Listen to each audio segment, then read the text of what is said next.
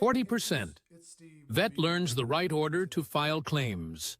Real VBE sales call, primary versus secondary. Be here. It's all good.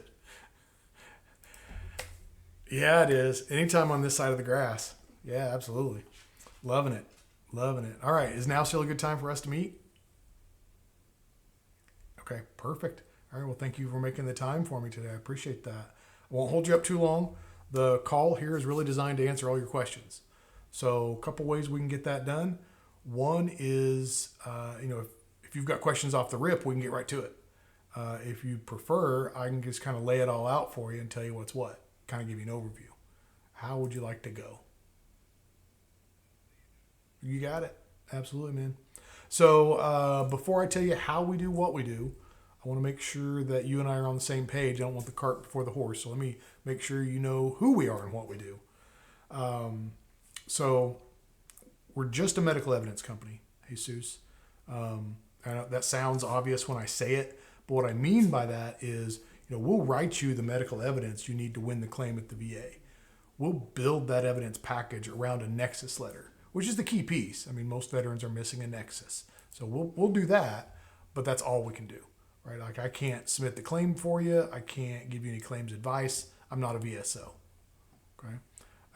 And then, okay, good.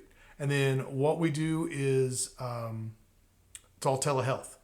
So everything that you do with us is either online or on the phone. So it's pretty convenient from that regard, right? I mean, you don't have to travel to work with us, but that also means we're restricted. We can't really work with you on things like, your knees, your feet, your back.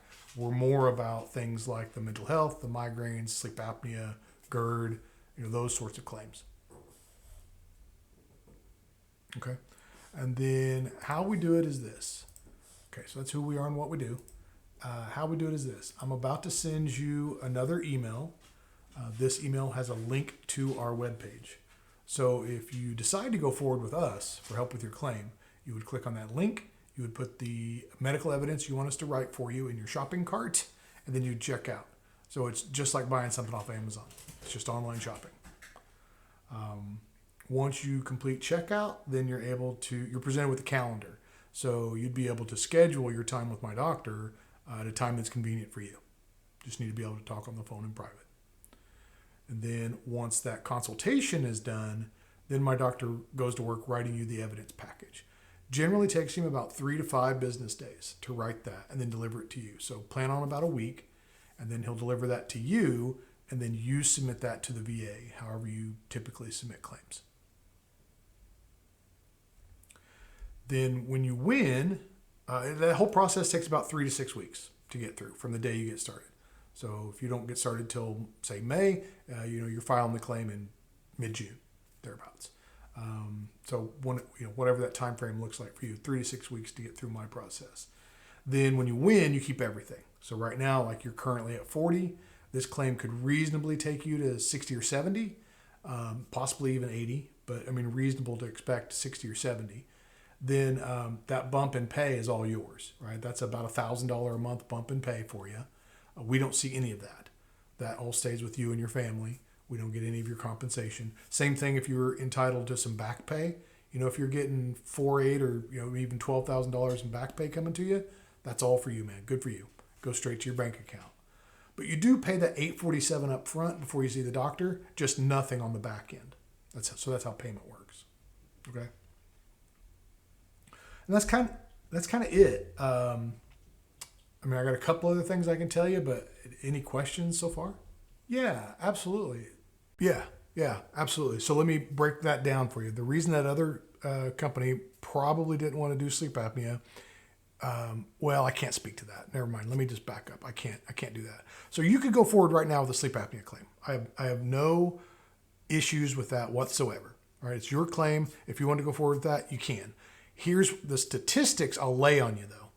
Like right now, if you're trying to connect sleep apnea to either your service-connected GERD or service-connected IBS, that's a reasonable claim. You could win it on a secondary basis, but you're going to, it's like a 50-50 shot, basically. You could win sleep apnea right now, secondary to GERD and IBS. It's a coin flip, even with our evidence. Okay, so you've got a shot at winning it. I mean, I won't deny that. What happens is statistically, you're going to have a better shot of winning it if you service connected on a secondary basis to your mental health. So if you were to go, so that's why I sent you the mental health claim first. There's an order of things at the VA that increases your odds of winning them. You build upon each other. So you've got to lay that foundation first before you can, raise the wall. And then you got to have the wall up before you can put the roof on it. Right? So that kind of thing. So for your sleep apnea claim, you've got a valid claim right now. The sleep apnea, GERD and IBS could have caused that. That's a legitimate claim to try to make, but you've got a 50-50 shot of winning it. If you win the mental health first, now your odds go up to something like around 80% of winning the sleep apnea claim secondary to mental health. So you've got to win the mental health first in order to increase your odds. So like right now, if you want to go forward with a mental health and a sleep apnea claim, I would support you. I just want you to know the statistics going into it before you spend the money. Okay. So kind of the same thing with headaches. So you suffer from headaches right now. You could go forward with that claim. You stand a low likelihood of winning it right now because you didn't go to sick call while you're in service. And so now we've got nothing to service connect that to. So if you were to win tinnitus first, then that's how I'm service connected. Headaches secondary to tinnitus. So that's one thing you could do. Same thing with mental health though. You could win the mental health first and then claim headaches secondary to the mental health. So it depends on what causes your headaches and what's going to make it a valid claim, but you're going to stand a much higher chance of winning the headaches claim if you've got either tinnitus or mental health or something, like cervical, like in your neck area, or TBI, something like that to connect the headaches to on a secondary basis. Does that make sense? So then working with us, it's just a round 1, round 2, round 3 kind of thing. Build your claim methodically, take you from 40 to say 70, then 70 to 90, then 90 to 100. It's kind of how that would work. Okay.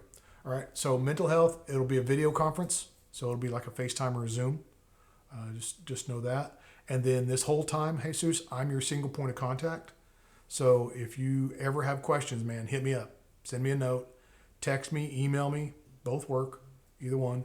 But I am on this call 14 times a day. So if you try to call, I can't answer. I'm probably on the phone with another vet. But I answer all of my texts and emails between calls. Okay.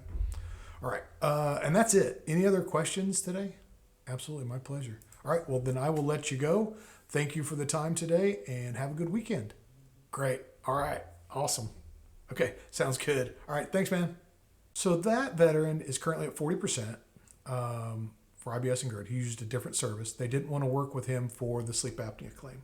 And I don't think they explained why. They're probably earning something off of his win. So they saw that as kind of a coin flip. He could win it. He could absolutely win, sleep apnea secondary to either GERD or IBS. It depends really on what's in his medical records, both his service treatment records and, the cause or the etiology of the GERD and the IBS. The likelihood of winning it is probably 50-50, right? Maybe even lower, but 50-50 is probably at best.